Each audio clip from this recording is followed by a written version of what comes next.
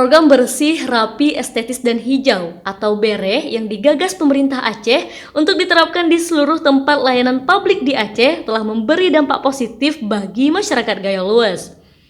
Pegawai kantoran yang berada di dataran tinggi Gayo ini telah mengaplikasikan program BERE dan efeknya dirasa langsung oleh masyarakat.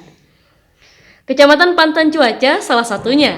Sejak mendapatkan arahan Sekda pada akhir bulan lalu, mereka langsung menindaklanjuti dengan membersihkan lingkungan kerja, sehingga layanan bagi masyarakat dapat lebih maksimal.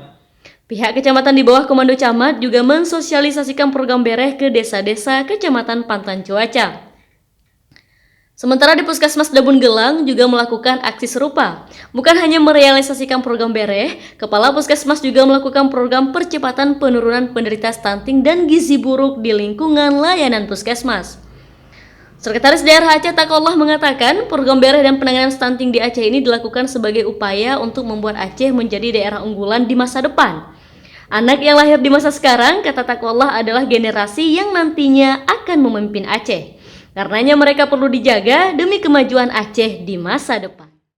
Assalamualaikum warahmatullahi wabarakatuh. Nama saya Dr. Novita Wahyuni. Saya merupakan Kepala Puskesmas Dabun Gelang, Kecamatan Dabun Gelang, Kabupaten Gayo Luas.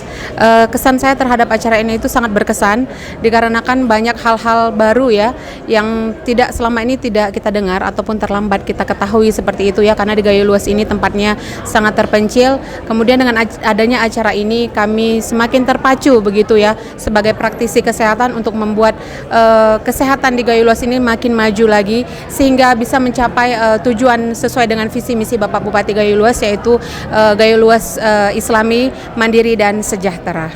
Terkait program BERE bagus sekali ya Bapak ya, karena program BERE ini seperti penghijauan di tempat kerja, misalnya bersih, rapi, estetik dan hijau. Tidak mungkin dicapai apabila kita lingkungan kerja itu tidak baik, artinya tidak sehat. Bagaimana kita mau menciptakan perilaku hidup bersih dan sehat di masyarakat.